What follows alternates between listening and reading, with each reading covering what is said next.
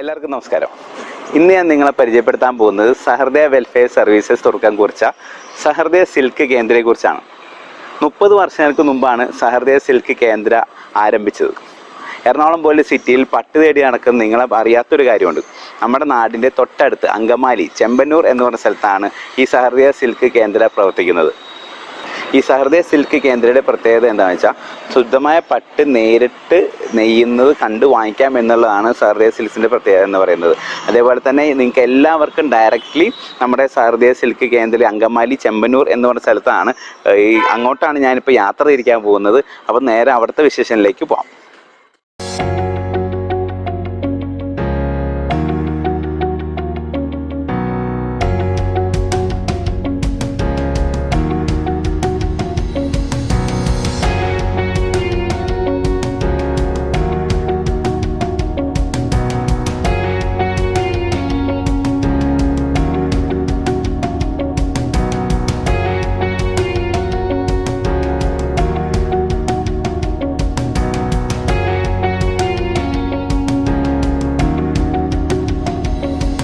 ഞാനിപ്പോൾ നിൽക്കുന്നത് അങ്കമാലി ചെമ്പന്നൂർ എന്ന് പറഞ്ഞ സ്ഥലത്താണ്. ഇതൊരു ഇൻഡസ്ട്രിയൽ ഏരിയ ആണ്. എൻ്റെ ഈ പുറകെ കാണുന്നതാണ് സഹൃദയ സിൽക്ക് കേന്ദ്ര എന്ന് പറഞ്ഞ സ്ഥലം.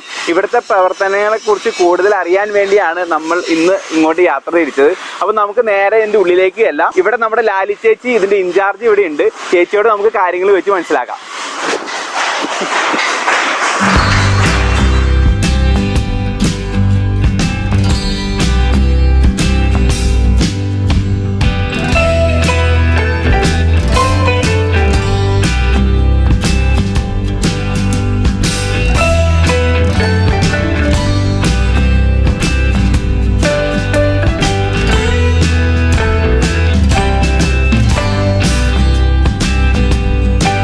ഇവിടെ വരാൻ കാര്യം എന്ന് വെച്ച് കഴിഞ്ഞാൽ ഞങ്ങൾ അവിടെ ഒത്തിരി പറഞ്ഞു കേട്ടിട്ടുണ്ട് സഹൃദയയുടെ സിൽക്സിനെ കുറിച്ച്. അപ്പം ഞങ്ങൾ സ്ഥിരം കസ്റ്റമറായി ഇവിടെ.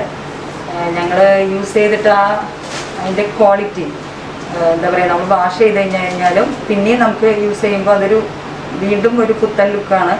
നമ്മുടെ ഫ്രണ്ട്സും അതുപോലെ നമ്മുടെ നാട്ടുകാരെല്ലാവരും ചോദിക്കും ഡ്രസ്സിൻ്റെ എവിടെ നിന്നാണ്. അങ്ങനെ പബ്ലിസിറ്റി കൊടുക്കാനായിട്ട് സാധിച്ചു. അവിടെ നിന്ന് ഒത്തിരി പേര് ഇങ്ങോട്ട് വരുന്നുണ്ട് ഡ്രസ്സ് എടുക്കാനായിട്ട്. വളരെ വാല്യുബിൾ ആയിട്ടുള്ള ഒരു നമ്മൾ വെയർ ചെയ്യുമ്പോൾ നമുക്ക് ഭയങ്കര സ്റ്റാൻഡേർഡ് ലുക്കാണ് ഇവിടുത്തെ. അതിൻ്റെ ക്വാളിറ്റി എങ്ങനെയുണ്ട്? സംഭവം വളരെ നല്ല ക്വാളിറ്റിയാണ്. കാരണം നമ്മൾ മറ്റുള്ളവിടെ നിന്ന് കല്യാണിന്ന് അവിടെ നിന്നൊക്കെ നമ്മൾ ഡ്രസ്സ് എടുക്കുന്ന ഒരു ആളാണ്. അപ്പോൾ അതുകൊണ്ട് തന്നെ അതിൽ നിന്നും ഡിഫറെൻ്റ് ആയിട്ട് ഞങ്ങൾക്ക് തോന്നിയത് കൊണ്ട് തന്നെയാണ് വീണ്ടും ഇവിടേക്ക് വരാനുള്ള റീസൺ.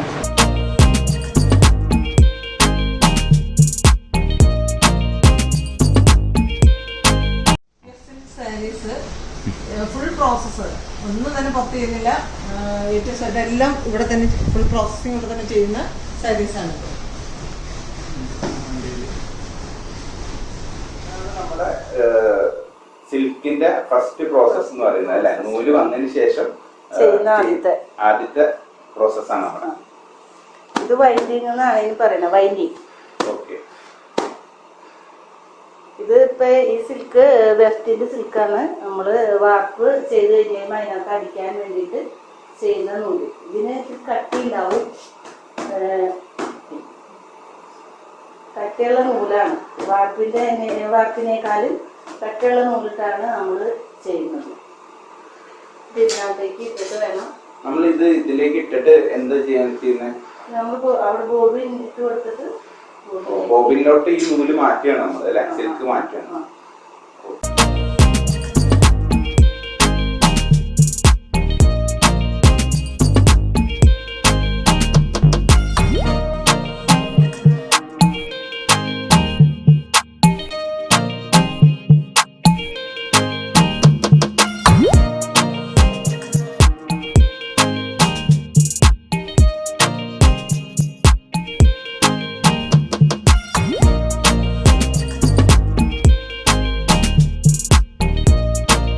ഇത് നമ്മുടെ റാഫി ചേട്ടൻ നമ്മുടെ ഇതിൻ്റെ പ്രോസസ്സിങ് എങ്ങനെയാണെന്ന് പറഞ്ഞു തരും കേട്ടോ. നമ്മൾ സ്റ്റാൻഡിൽ 200 ബോബിൻ ഇടും. ആ 200 ബോബിന് ഒരേ നൂലായിട്ട് നമ്മൾ ഇങ്ങനെ കയറ്റും. ഓക്കെ. ഇങ്ങനെ കയറ്റി ഒരേ ഇതായിട്ട് വരും. ഒരേ കണ്ട ഒരു സൈഡ് ഒരു ഭാഗം ഓക്കെ. ഇത് ഒരു ഭാഗമായിട്ടും നിങ്ങൾക്ക് എത്രത്തോളം കാണാൻ പറ്റുമെന്ന് എനിക്കറിയില്ല. ഓക്കെ, ഇത് ഫുൾ നൂലുകളാണല്ലോ. ഫുള്ള് നൂലാണ്. ഇങ്ങനെ കൈ ഇട്ടാൽ നമുക്ക് അറിയാൻ പറ്റും. Okay okay. എങ്ങനെയാണ്? യെസ് യെസ് യെസ് യെസ്, കാണാം. കണ്ട് ഇതുപോലെ മെഷീനിൽ ഗ്യാപ്പ് വന്നു. ഓക്കെ. ഏത് മെഷീനിൽ? നമ്മൾ വേവിംഗിൽ. Okay okay. ഇതുപോലെ വന്നു. യെസ് യെസ് യെസ്, മനസ്സിലായി. അത് കഴിഞ്ഞിട്ട് ഇപ്പൊ 200 ബോബിൻ നമ്മൾ ഇട്ടിട്ട് ഇത്ര ഭാഗത്തേക്ക് എടുത്തു. അത് കഴിഞ്ഞിട്ട് പിന്നെ ചെറുതാക്കാണ്. പിന്നെ 1 ഇഞ്ച് 2 ഇഞ്ച് വീതിക്ക് നമ്മൾ ഇവിടെ ഇടും. അപ്പോൾ അങ്ങനെ 28 റൗണ്ട് ചുറ്റിയാൽ മാത്രമേ 5600 നൂല് നമുക്ക് ഒരു പാവിന് വരുള്ളൂ. അത് ഒരു 120 മീറ്റർ നമ്മൾ ഒരു പാവിന് ഇടുന്നത്. ഈ പാവെന്ന് വെച്ചാൽ നീളത്തിൽ നമുക്ക് എത്ര മീറ്റർ വേണമെങ്കിൽ നീളത്തിൽ ഇടാം. Okay okay okay. പാവ് ഇപ്പം 120 ഇടാം, 240 ഇടാം, 360 ഇടാം. അത് ഒരു സൈഡ് അല്ലേ? ലെങ്ത് ആയിട്ട്. ലെങ്ത്തും പോവും ബ്രെത്തും പോവും. ആ ബ്രെത്തിന്റെ ഇത് എങ്ങനെയാ? ബ്രെത്തിന്റെ നമുക്ക് ആവശ്യമുള്ള കളർ, നമുക്ക് ഏത് കളർ വേണമെങ്കിൽ നമുക്ക് മിക്സ് ചെയ്യാം. ഈ മെഷീനിലിട്ട് മിക്സ് ചെയ്തെടുക്കാം. നമുക്ക് ആദ്യം ചെയ്യാം. Okay okay. ചെറിയ ബീമിലേക്ക് അവിടെ ബീം ഇട്ട് ആ ചെറിയ ബീമിലേക്ക് ചുറ്റിയെടുക്കും. ഈ ബീമിലേക്ക് ചുറ്റിയെടുക്കും അല്ലേ? ഓക്കെ.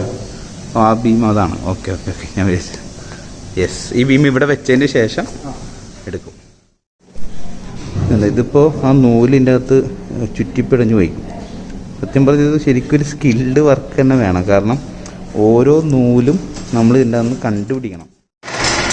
നമ്മുടെ ചേട്ടൻ അതിപ്പോൾ ശരിയാക്കിക്കൊണ്ടിരിക്കുകയാണ്.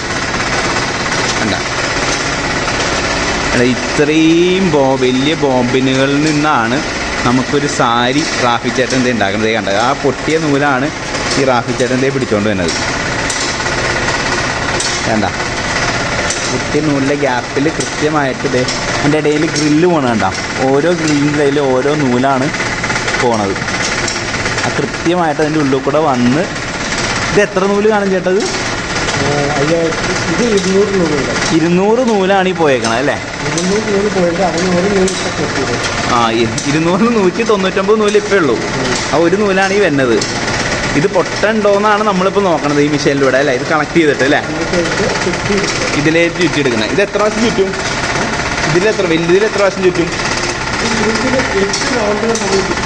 28 റൗണ്ട്.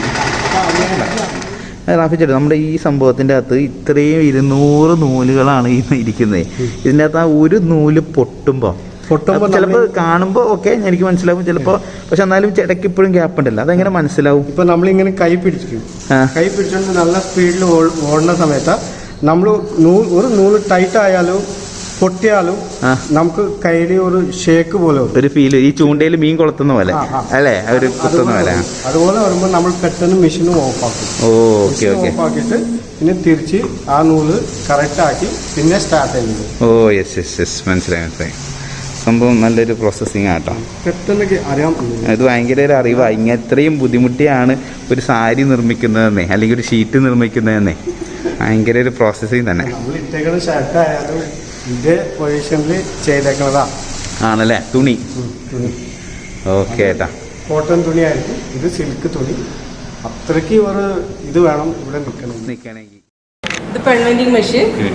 ഇവിടെയാണ് നമ്മൾ വെഫ്റ്റ് ഉണ്ടാക്കിയെടുക്കുന്നത്. അതായത് ഊടും പാവും എന്നുള്ള പാവം അവിടെ ഉണ്ടാക്കി നമ്മൾ പിന്നെ ഊട അല്ലെങ്കിൽ വെഫ്റ്റ് വിഡ്ത്ത് വൈസ് ആയിട്ടുള്ള ത്രെഡാണ് ചെയ്തെടുക്കുന്നത്. ഈ വിഡ്ത്ത് വൈസുള്ള ത്രെഡ് നമ്മൾ ഇതേപോലെയുള്ള ചെറിയ ഷട്ടിലേക്ക് വൈൻഡ് ചെയ്തെടുക്കും. അതിനുശേഷം ഇതാണ് അവിടെയുള്ള മെയിൻ ഷട്ടിലേക്ക് വെച്ചിട്ടാണ് അത് വീവ് ചെയ്യുന്ന പ്രോസസ്സ് ചെയ്യുന്നത്. Okay okay.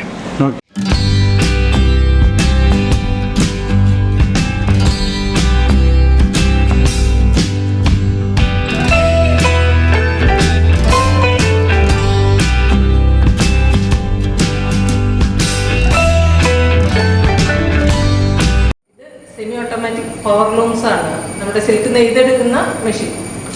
അവിടുത്തെ പ്രോസസ്സിന് ശേഷം, അതായത് സിൽക്ക് വൈൻഡിങ് കഴിഞ്ഞു, വാർപ്പിംഗ് കഴിഞ്ഞു, അതിനുശേഷമുള്ള നെക്സ്റ്റ് പ്രോസസ്സാണ് നെയ്തെടുക്കുന്ന മെഷീനാണിത്.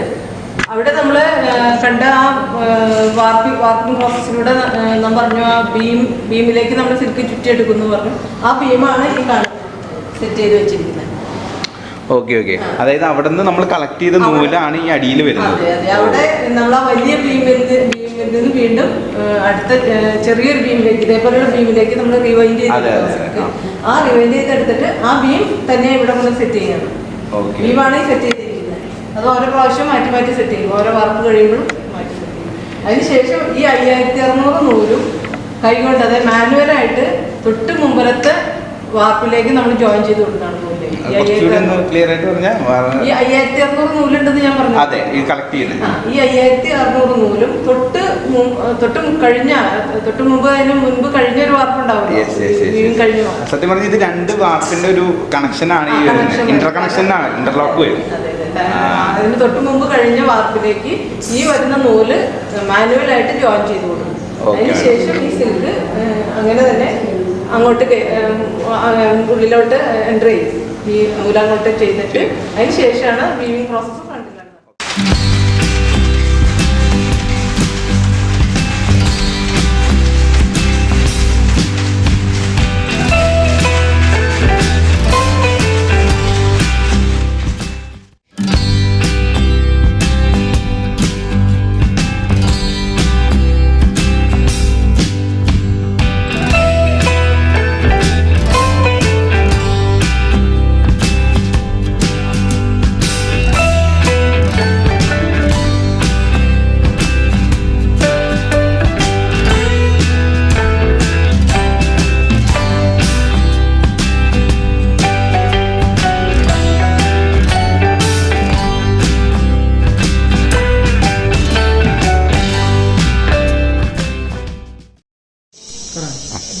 വീവിങ്ങിന് ശേഷം പ്രോസസ്സ് കഴിഞ്ഞു. അതിന് ശേഷം നമ്മൾ സിൽക്ക് ക്ലോത്ത് മെഷീനിൽ നിന്ന് അഴിച്ചെടുക്കുകയാണ്. നമ്മുടെ ആവശ്യമായ ലെങ്ത്തിൽ അഴിച്ചെടുക്കുകയാണ്. സാരിയാണെങ്കിൽ സാരിയുടെ ലെങ്ത്തിൽ ഒരു 6.5 മീറ്ററാണ് നമ്മൾ അഴിച്ചെടുക്കുന്നത്.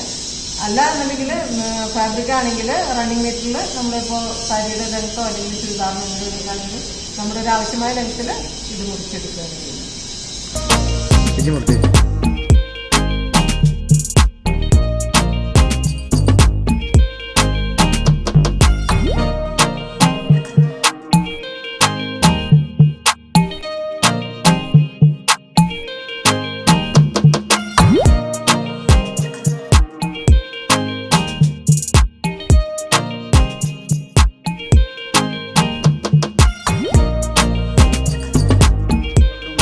തുണിയാണിത്.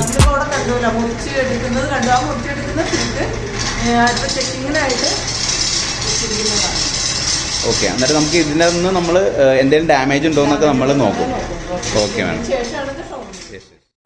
3 പതിറ്റാണ്ടുകാലത്തെ തിളക്കവുമായി കേരളത്തിലെ ഏക പട്ടുവസ്ത്ര നിർമ്മാണശാലയായ സഹൃദയ സിൽക്ക് 1989 എറണാകുളം അങ്കമാലി രൂപതയിലെ സാമൂഹ്യക്ഷേമ വിഭാഗമായ വെൽഫെയർ സർവീസ് എറണാകുളത്തിന് കീഴിൽ പ്രവർത്തനം ആരംഭിച്ചു. 1989 തന്നെ കോടിശ്ശേരി, ഐശ്വര്യഗ്രാം എന്നീ സ്ഥലങ്ങളിലെ പ്രത്യേകമായുള്ള പരിശീലനങ്ങൾ ഇതുമായി ബന്ധപ്പെട്ട് നൽകുകയുണ്ടായി. 1993 ചമ്പന്നൂരുള്ള ഇൻഡസ്ട്രിയൽ ഏരിയയിൽ സഹൃദയ സിൽക്കിന്റെ പ്രവർത്തനങ്ങൾ പുനരാരംഭിച്ചപ്പോൾ അതിൽ കൂടുതലായുള്ള സജീവമായ ഒരു പ്രവർത്തനത്തിന് അത് തുടക്കമാവുകയാണ്. സെമി ഓട്ടോമാറ്റിക് പവർലൂം അവിടെ സ്ഥാപിക്കുകയും ചെയ്തപ്പോൾ സഹൃദയ സിൽക്കിന്റെ പ്രവർത്തനങ്ങൾക്ക് പുതിയൊരു ഉണർവ് അവിടെ ലഭിക്കുകയുണ്ടായി. ഒരു ദിവസം 100 കിലോഗ്രാം കൊക്കോൺ പ്രോസസ് ചെയ്ത് 10 കിലോഗ്രാം സിൽക്ക് നിർമ്മിക്കുവാനായിട്ട് അതിലൂടെ സാധിക്കുകയുണ്ടായി. കേന്ദ്ര ടെക്സ്റ്റൈൽ മന്ത്രാലയത്തിന്റെ സിൽക്ക് മാർക്ക് അംഗീകാരമുള്ള 100% ശുദ്ധമായിട്ടുള്ള പട്ടുവസ്ത്രങ്ങൾ നിർമ്മിച്ചു നൽകുവാൻ സഹൃദയ സിൽക്കിന് ഈ കഴിഞ്ഞ 3 പതിറ്റാണ്ട് കാലം സാധിച്ചു എന്നുള്ളത് അഭിമാനകരമായ കാര്യമാണ്. മുൻ രാഷ്ട്രപതിയായ KR നാരായണൻ കേന്ദ്ര ശാസ്ത്ര സാങ്കേതിക മന്ത്രിയായിരിക്കെ സഹൃദയ സിൽക്ക് സന്ദർശിക്കുകയുണ്ടായി. 100% ശുദ്ധമായ പട്ടുവസ്ത്രങ്ങളിലെ അതിമനോഹരമായ ലോകത്തിലേക്ക് നിങ്ങളെവരെയും ഞാൻ ഹാർദവമായി സ്വാഗതം ചെയ്യുന്നു. അപ്പൊ അങ്ങനെ നമ്മൾ സഹൃദയ സിൽക്ക് കേന്ദ്രയിൽ എത്തിച്ചേർന്നിരിക്കുകയാണ്. നമുക്ക് ഈ സിൽക്ക് കേന്ദ്രയെക്കുറിച്ച് എൻ്റെ പ്രവർത്തനങ്ങളും അതേപോലെ തന്നെ ഇവിടുത്തെ കാര്യങ്ങളൊക്കെ നമ്മൾക്ക് ഷെയർ ചെയ്യാൻ വേണ്ടി ബഹുമാനപ്പെട്ട ലാലി ചേച്ചി നമ്മളോടൊപ്പം ഉണ്ട്. ലാലി ചേച്ചിക്ക് സ്വാഗതം. എൻ്റെ പേര് ലാലി ജോയ്. ഞാനിവിടെ 30 വർഷമായിട്ട് ഈ സെറികൾച്ചർ പ്രോഗ്രാമിൽ സഹൃദയ സിൽക്ക് കേന്ദ്രയിൽ പ്രവർത്തിക്കുന്നു. ഓക്കെ ചേച്ചി, എങ്ങനെയാണ് ഇവിടുത്തെ നമ്മുടെ പ്രവർത്തനങ്ങളൊക്കെ? ഇവിടെ നമ്മൾ ആരംഭിച്ച കാലഘട്ടം നമ്മൾ ഏകദേശം ഒരു 1990 കാലഘട്ടത്തിലാണ് സെറികൾച്ചർ പ്രോഗ്രാം കേരളത്തിൽ ആരംഭിച്ചത്. സെറികൾച്ചർ എന്ന് പറഞ്ഞാൽ silkworm rearing and silk reeling, twisting, weaving, mulberry cultivation, ഇത്രയും ഉള്ളൂ. Mulberry cultivation, silkworm rearing, then reeling, twisting, weaving, ഇതെല്ലാം ഉൾപ്പെടുന്നതാണ് സെറികൾച്ചർ എന്ന് പറഞ്ഞ പ്രോഗ്രാം. പട്ടുനൂൽപ്പുഴു വളർത്തൽ, അതിന്റെ വ്യവസായവും കൃഷിയും 2 വിഭാഗങ്ങളായിട്ടാണ് വരുന്നത്. പെട്ടെന്ന് ഈ സംഭവങ്ങളൊക്കെ എനിക്ക് മനസ്സിലായില്ല, ഞാൻ സാധാരണക്കാരനായിട്ട് മനസ്സിലാകാത്തത്. ഇത് നമുക്ക് ചേച്ചി എനിക്ക് കാണിച്ചു തരുമ്പോൾ അത് കുറച്ചുകൂടി ഒന്ന് ക്ലിയർ ആവുമെന്ന് വിശ്വസിക്കുന്നു. അപ്പൊ നമ്മൾ 30 വർഷമായിട്ട് 89 ആണ് ശരിക്കും നമ്മൾ കേരളത്തിൽ ഈ സെറികൾച്ചർ പ്രോഗ്രാം ഇംപ്ലിമെന്റ് ചെയ്തത്. നമ്മൾ ഡിപ്പാർട്ട്മെന്റ് ഓഫ് സയൻസ് ആൻഡ് ടെക്നോളജിയുടെ ഒരു ഗ്രാൻഡോട് കൂടിയാണ് നമ്മൾ ഈ പ്രോഗ്രാം ഇവിടെ സ്റ്റാർട്ട് ചെയ്തത്. പ്രോജക്റ്റ് ആയിരുന്നു.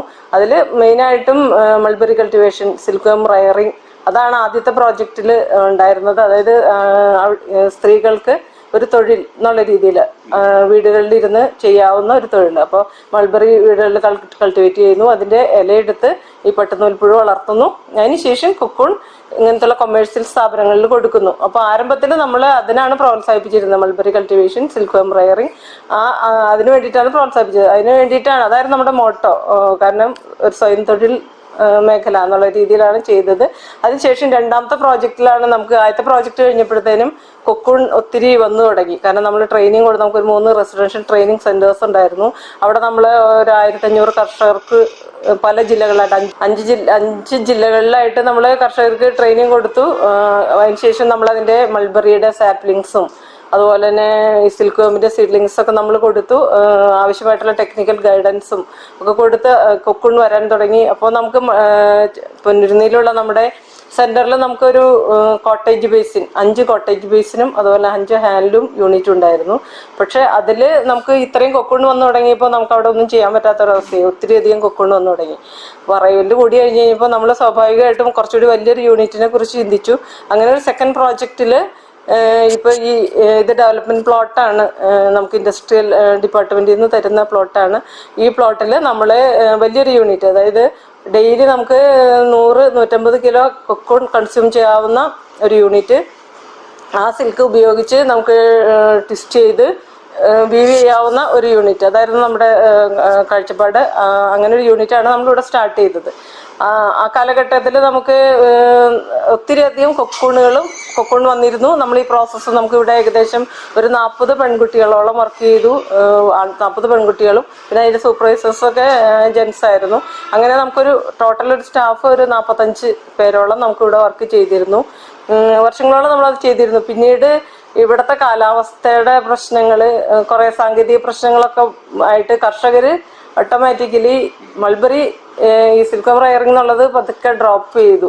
കാരണം കുറച്ച് അതിൻ്റെ ഒരു പ്രശ്നം വെച്ചാൽ, ഡ്രോബാക്ക് എന്ന് പറഞ്ഞാൽ മെയിൻ പ്രശ്നം ഇതിൻ്റെ മൾബറി കൾട്ടിവേഷൻ, സിൽക്കം റയറിംഗ് ചെയ്യുമ്പോൾ വീടുകളിൽ ഒത്തിരി കുറച്ച് ശ്രദ്ധ ആവശ്യമുള്ള പ്രവർത്തനമാണ്. പിന്നെ കാലാവസ്ഥയുടെ ഒരു പ്രശ്നം ഉള്ളത് കൊണ്ട് തന്നെ ചിലപ്പോൾ ക്രോപ്പൊക്കെ ഫെയിലിയർ ആവാനുള്ളൊരു പോസിബിലിറ്റി ഉണ്ട്. അപ്പോൾ അതിലൊക്കെ ആളുകൾക്ക് ഒത്തിരിയേരം കഷ്ടപ്പെട്ടിട്ട് അവസാന ഘട്ടത്തിൽ വരുമ്പോൾ അത് കൃഷി ശരിയായ വിധത്തിൽ ഈൽഡ് കിട്ടിയില്ലെങ്കിൽ പ്രശ്നം വരും. അപ്പം അങ്ങനെ കുറച്ച് കാലഘട്ടം കഴിഞ്ഞ് പിന്നെ മറ്റ് കാർഷിക വിളകൾക്ക് കുറച്ചുകൂടി വില ലഭിക്കുകയും, ഇപ്പോൾ ജാതി അതുപോലെ ആ കാലഘട്ടത്തിൽ റബ്ബറിന് വില കൂടി. അപ്പോൾ ഹൈ റേഞ്ചസ് ഏരിയസിലൊക്കെ റബ്ബറിലേക്ക് എല്ലാവരും തിരിഞ്ഞു. പിന്നെ നമ്മുടെ നാട്ടിൻപുറങ്ങളിലൊക്കെ ജാതി അങ്ങനെയുള്ള കാർഷിക വിളകളിലേക്ക് തിരിഞ്ഞു. അപ്പോൾ ഈ മൾബറി വെട്ടിക്കളഞ്ഞിട്ടാണ് ജാതിയൊക്കെ വെച്ച് പിടിപ്പിച്ചത്. അപ്പോൾ ഈ കൃഷി സാവധാനത്തിൽ നിന്നുപോയി. അങ്ങനെയാണ് നമുക്ക് കൊക്കൂൺ കിട്ടാതെയായി. പിന്നെ അതിൽ കൊക്കൂൺ റീലിങ്ങിലും കുറച്ച് സാങ്കേതിക പ്രശ്നങ്ങളുണ്ട്. കാരണം നമ്മൾ ഇവിടുത്തെ ക്ലൈമറ്റിക് പ്രശ്നം ഉള്ളത് കൊണ്ട് തന്നെ നമ്മുടെ റീലബിലിറ്റി വളരെ കുറവാണ്. എനിക്ക് ചോദിക്കാനുള്ളത്, നമ്മൾ ഇത്രയും പ്രതിസന്ധികളിലും നമ്മൾ എങ്ങനെ ഇത് കരകയറി എന്നുള്ളതാണ്.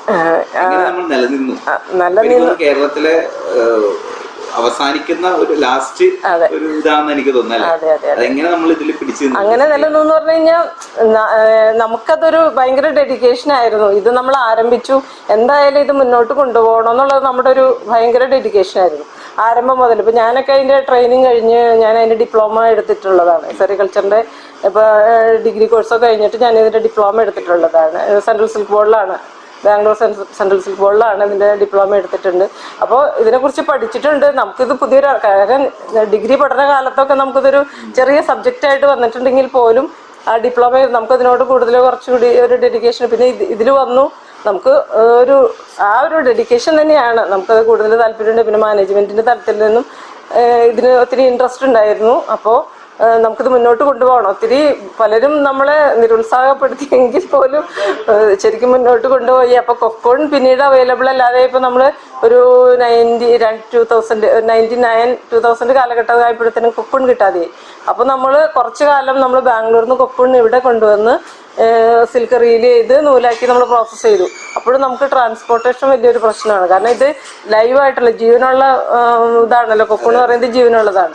അപ്പോൾ അതിനെ നമ്മൾ അവിടെ നിന്ന് ഇവിടെ കൊണ്ടുവരുമ്പോഴത്തേനും പലതും ചത്തുപോകും, അങ്ങനെ മോശമായി പോകും. കൊക്കോൺ വളരെ ഡാമേജ്ഡ് ആയി പോകും. അതിൽ നിന്ന് നമുക്ക് സിൽക്ക് എടുക്കാൻ പറ്റില്ല. അങ്ങനെയുള്ള പ്രശ്നങ്ങളൊക്കെ വന്നപ്പോൾ കുറച്ച് നാൾ കഴിഞ്ഞപ്പോൾ നമ്മൾ പിന്നെ സാവധാനത്തിൽ റീലിംഗ് എന്നുള്ള പരിപാടി നിർത്തി. അത്രയും നാളെ പിന്നെ കർഷകർ നമുക്കില്ല. അപ്പൊ അതുകൊണ്ട് നമുക്ക് കർഷകരോട് പ്രത്യേകിച്ച് അങ്ങനത്തെ ഒരു ഇത് നമുക്ക് നോക്കേണ്ട കാര്യമില്ല. അല്ലെങ്കിൽ കർഷകരുണ്ടെങ്കിൽ തീർച്ചയായിട്ടും എത്ര നഷ്ടം സഹിച്ചാണെങ്കിലും നമ്മൾ കൊക്കോൺ എടുക്കുമായിരുന്നു. പക്ഷെ അങ്ങനെ ഒരു അവസ്ഥയും കൂടി ഒന്നും നമുക്ക് ഇവിടെ കൊക്കോണില്ല. പുറത്തുനിന്നുള്ള കൊക്കോൺ എടുത്ത് നമ്മൾ അത്രയും ചെയ്യേണ്ട ആവശ്യമില്ല.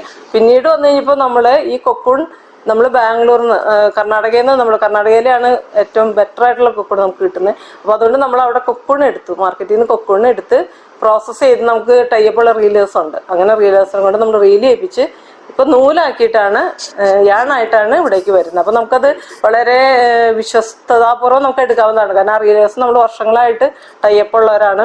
അപ്പൊ നമ്മൾ ഇവിടെ ഒന്ന് എന്നിരുന്നാലും നമ്മളിവിടെ ഒന്ന് ചെക്ക് ചെയ്തിട്ടാണ് നൂല് എടുത്ത് പ്രോസസ് ചെയ്യുന്നത്. പിന്നെ നമുക്ക് ഇത്രയും 30 വർഷത്തെ നീണ്ട ഒരു പ്രവർത്തനത്തിന് സഹൃദയുടെ റോള് വളരെ വലുതാണ്. അതിനെ കുറിച്ച് പറയാം. സഹൃദയുടെ റോൾ എന്ന് പറഞ്ഞു കഴിഞ്ഞാൽ വളരെയധികം എന്താ പറയാ, വലിയൊരു കാഴ്ചപ്പാടോടുകൂടി തുടങ്ങി തന്നെ പരിപാടിയാണ്. ആ കാലഘട്ടത്തിൽ ഞാൻ പറഞ്ഞില്ലേ 89-ലാണ് ഇത് സ്റ്റാർട്ട് ചെയ്തത്. ആ കാലഘട്ടത്തിൽ എന്ന് പറഞ്ഞാൽ ശരിക്കും പറയണെങ്കിൽ സ്ത്രീകളുടെ വീടുകളിലിരിക്കുന്ന അന്ന് ആ കാലഘട്ടത്തിലൊക്കെ ശരിക്കും സ്ത്രീകൾ ഒരുപാട് പേര് വെറുതെ വീട്ടിലിരിക്കുന്ന ഒരവസ്ഥയാണ്. ഇന്ന് ഒത്തിരി പേര് തൊഴിലിലും പല ജോലികൾക്കും പോകുന്നുണ്ട്. പക്ഷെ അന്നൊക്കെ എല്ലാവരും തന്നെ വീട്ടിലിരിക്കുന്ന ഒരവസ്ഥയാണ്. അപ്പോൾ സ്ത്രീകൾക്കും ചെയ്യാം, കുട്ടികൾക്കും ചെയ്യാം, കുട്ടികൾക്കും സഹായിക്കാൻ പറ്റും. പുരുഷന്മാർ ആണുങ്ങൾ ജോലിക്ക് പോയാലും സ്ത്രീകൾക്ക് വീട്ടിലിരുന്ന് ചെയ്യാവുന്ന ഒരു മേഖലയാണ്. അതായിരുന്നു ശരിക്കും മെയിൻ നമ്മുടെ ഒബ്ജക്റ്റീവ് എന്ന് പറയുന്നത്. അതായിരുന്നു ഈ സ്വയം തൊഴിൽ. അന്ന് വരുമാനമൊന്നുമില്ല, സ്ത്രീകൾക്ക് യാതൊരുവിധ വരുമാനമില്ല. അപ്പൊ അതിനു വേണ്ടിയിട്ടാണ് പ്രസ്ഥാനം ശരിക്കും സ്റ്റാർട്ട് ചെയ്തത്. പിന്നീട് നമ്മുടെ ശരിക്കും ബേസിക് എന്നുള്ള അത് വിട്ടുപോയി. എന്നിരുന്നാലും ഇവിടെ നമ്മൾ പ്രസ്ഥാനം നടന്നിപ്പോഴും ഇവിടെ കുറെ പേർക്ക് ജോലി കൊടുക്കുന്ന ഒരു പ്രസ്ഥാനമാണ്. അപ്പൊ അതൊരു വലിയ സഹൃദയയുടെ വലിയൊരു ലക്ഷ്യം തന്നെയായിരുന്നു ആ ഒരു കുറെ പേർക്കുള്ള തൊഴിൽ അവസരങ്ങൾ. പിന്നെ നമ്മൾ ശരിക്കും പറയുകയാണെങ്കിൽ കേരളത്തിലെ ഒട്ടുമിക്ക NGOസും ഇത് തുടങ്ങിയിരുന്നു. കൂടാതെ ഗവൺമെന്റിന്റെ സെറിഫെഡ് എന്ന് പറഞ്ഞ പ്രത്യേക ബോർഡ് ഉണ്ടായിരുന്നു. ആദ്യഘട്ടത്തിൽ ഖാദി ബോർഡായിരുന്നു. അതിനുശേഷം സെറിഫെഡ് എന്ന് പറഞ്ഞ പ്രത്യേക ബോർഡ് ഇതിന് രൂപീകരിച്ച് അവരും ഈ പ്രവർത്തനങ്ങളിൽ പങ്കാളികളായിരുന്നു. സാവധാനത്തിൽ അവരും നിന്നുപോയി, അവരൊക്കെ നിന്നുപോയി. സെറിഫെഡ് ഇപ്പം ഇല്ല. അതുപോലെ തന്നെ ഖാദി ബോർഡിന്റെ പ്രവർത്തനങ്ങൾ ഇതുമായിട്ട് ബന്ധപ്പെട്ട് ഇപ്പം ഇല്ല. പിന്നെ അതുപോലെ തന്നെ കേരളത്തിലുള്ള എല്ലാ NGOസും ഒട്ടുമിക്ക രൂപതകളും NGOs ഒക്കെ ഇത് തുടങ്ങിയിരുന്നപ്പോൾ PDDP-യിലൊക്കെ ഉണ്ടായിരുന്നു.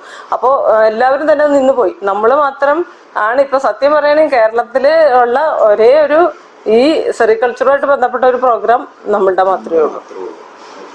ഓക്കെ ചേച്ചി, ഇപ്പോൾ പറഞ്ഞ കാര്യങ്ങളൊക്കെ എനിക്ക് ക്ലിയർ ആണ്. ഞാനിപ്പോ ഒരു സാധാരണക്കാരനാണ്. അപ്പൊ എനിക്ക് നിങ്ങളുടെ ഈ സിൽക്ക് വാങ്ങിക്കണം. അപ്പൊ എനിക്ക് എവിടെ നിന്ന് വാങ്ങിക്കാൻ പറ്റും? ഇവിടെ ഇപ്പൊ നമുക്കുള്ളത് 2 ഔട്ട്ലെറ്റ് ആണ് ഇപ്പൊ മെയിൻ ആയിട്ട് നമുക്ക് വരുന്നത്. ഇവിടെ ഫാക്ടറി ഔട്ട്ലെറ്റ്, ഇവിടെ ചമ്പന്നൂർ ഈ ഫാക്ടറിയോട് അനുബന്ധമായിട്ട്, പിന്നെ ഇവിടുത്തെ ഹെഡ് ഓഫീസ് പൊന്നൂരിനോടനുബന്ധിച്ച് അവിടുത്തെ ഇതിനോടനുബന്ധിച്ച് നമുക്കൊരു ഷോറൂം കൂടി വൈറ്റിലപ്പൊന്നൂരിൽ ഷോറൂം ഉണ്ട്. പിന്നെ ഈ സിൽക്കിന്റെ പ്രത്യേകത എന്താ? എന്തുകൊണ്ട് ഇവിടെ വരണം? എനിക്ക് എന്റെ വീടിന്റെ അടുത്ത് ഒരുപാട് എന്റെ വീടിന്റെ അടുത്താണെങ്കിൽ ഒരുപാട് സ്ഥാപനങ്ങളുണ്ട്, നല്ല സിൽക്ക് കിട്ടുന്ന സ്ഥലങ്ങളുണ്ട്. അപ്പൊ എന്തുകൊണ്ട് നമ്മളൊരു മാറ്റം, എന്തിന് ഞാൻ ഇവിടെ വരണം? ഈ സിൽക്കിന്റെ ഏറ്റവും വലിയ പ്രത്യേകത എന്ന് പറയുന്നത് ഇത് ക്വാളിറ്റിക്ക് യാതൊരുവിധ കോംപ്രമൈസും ചെയ്യാതെ 100% ശുദ്ധമായിട്ടുള്ള സിൽക്കാണ് നമ്മൾ ഉൽപ്പാദിപ്പിക്കുന്നത്.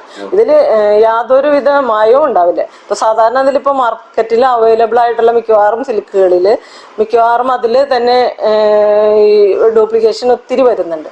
ഇപ്പൊ ഇവിടെ നിന്ന് വിശ്വസിച്ച് വാങ്ങാം. 100% സിൽക്കായിരിക്കും. ഇവിടെ നമുക്ക് ഗവൺമെന്റ് ഓഫ് ഇന്ത്യയുടെ മിനിസ്റ്റർ ഓഫ് ടെക്സ്റ്റൈൽസിന്റെ സർട്ടിഫിക്കേഷനുണ്ട്. സിൽക്ക് മാർക്ക് എന്നാണ് അതിനെ പറയുന്നത്. ആ സിൽക്ക് മാർക്ക് സർട്ടിഫിക്കേഷനോട് കൂടിയാണ് നമ്മൾ ഇവിടുന്ന് കൊടുക്കുന്ന സിൽക്ക് എല്ലാം തന്നെ കൊടുക്കുന്നത്.